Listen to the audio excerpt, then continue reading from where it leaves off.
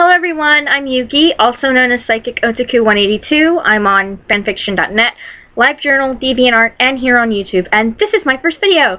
Yay! Well, at least it's my first video like this. I'm going to be reviewing the BBC Royal Shakespeare Company production of Hamlet starring David Tennant, Patrick Stewart, Penny Downey, and Peter DeJersey. I mention those four in particular because they're the ones that really stood out to me. Most of you will know David Tennant from his run as the 10th Doctor in Doctor Who. If you haven't watched Doctor Who, you really should. It will break your heart, it will make you laugh, it's absolutely wonderful, which, now that I stop and think about it, most BBC productions are. So, Hamlet. I'm going to be honest. I bought this copy of Hamlet because of the To Be or Not to Be soliloquy. There's this really fantastic video on YouTube with David Tennant's rendition of the To Be or Not to Be soliloquy, paired with clips from his 10 Years the 10th Doctor, and some really lovely music from the Doctor Who series.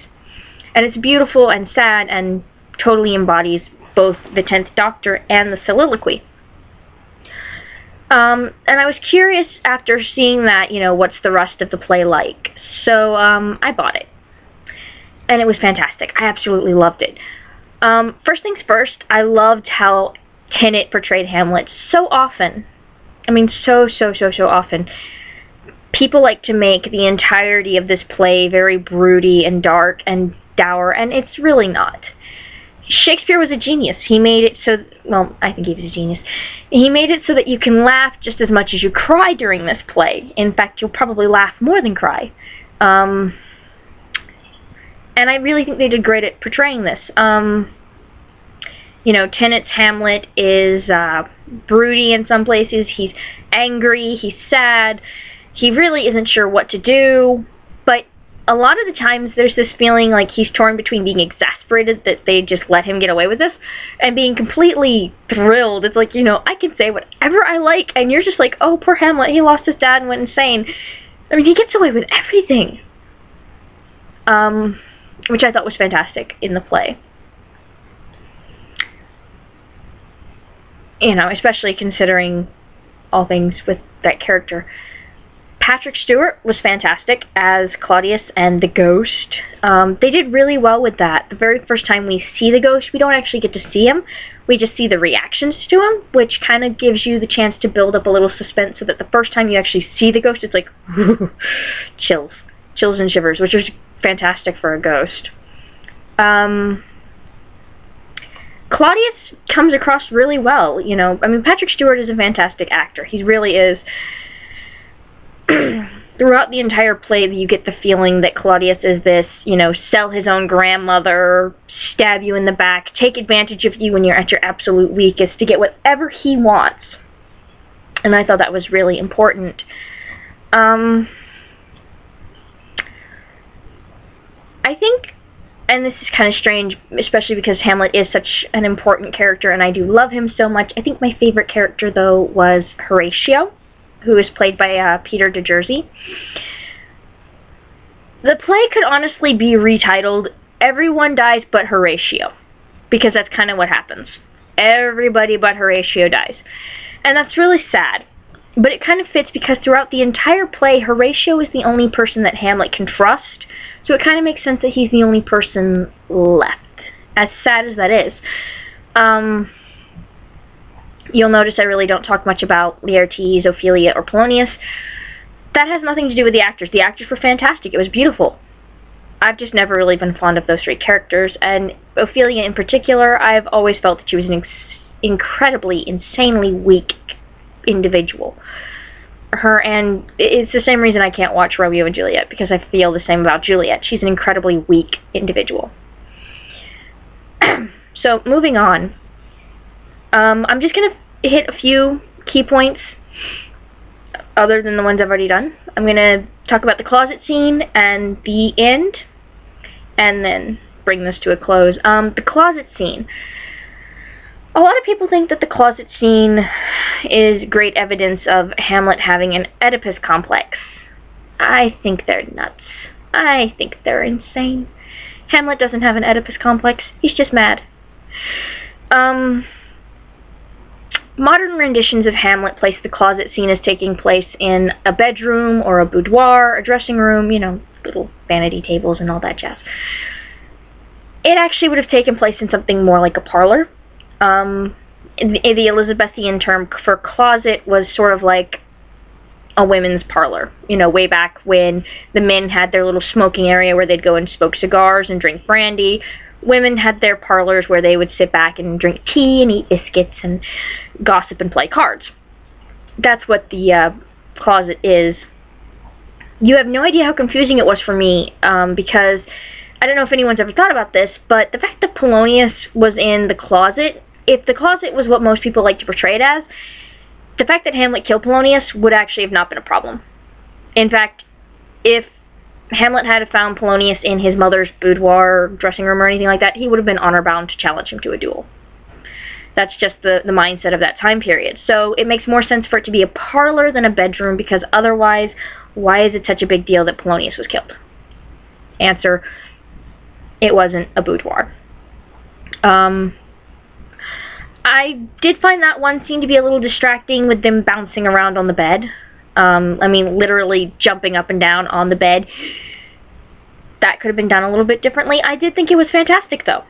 I especially liked the humor in it. There's a great deal of humor. There's a great deal of interaction between Hamlet and Gertrude. We know they love each other, you know, and Gertrude in particular, she spends most of the play trying to protect and shield Hamlet. But we really don't see how much until the end. Which brings us to the next big scene of note, which is the end scene. The duel between Laertes and Hamlet, Gertrude's death, Laertes' death, Claudius' death, Hamlet's death. Everybody dies but Horatio. One, I love Penny Downey. I could just be reading into her facial expressions, but in that scene, I thought it was fantastic. You know, Claudius is like, don't drink it. And there's this expression on her face. She just kind of realizes it's poisoned, and she does what any good mother would do, and she drinks it to try and protect her son. Because she doesn't know about the foil, she doesn't know about the poison on the blade. She just thinks that it's the cup, and if she drinks it, she'll die, and hopefully Hamlet will be saved. I particularly liked the emotion in David Tennant, Tennant's voice when he was dealing with Claudius in that scene, when he yells, "Follow my mother!" I thought that was beautiful. One of the best parts of that particular scene with Claudius' death was Claudius himself, and Patrick Stewart talks about it himself in the special features that are on the DVD. He talks about how he really wants us in the audience to think about, you know, what he means, because before he drinks, Claudius kind of gives this little shrug, this little one-shoulder, like, shrug, and he said that he kind of hopes that we in the audience will think about it and be like, okay, is he like, well, I might as well, or there's nothing else for it, or, you know, what is he thinking when he does that? And it's a gesture that's very open to interpretation. The saddest part of the play is the very end, is the interaction between Horatio and Hamlet at the end. It breaks your heart. It really does. I mean, we're talking about a friendship that, based on evidence in the play, has existed for years. They're practically brothers.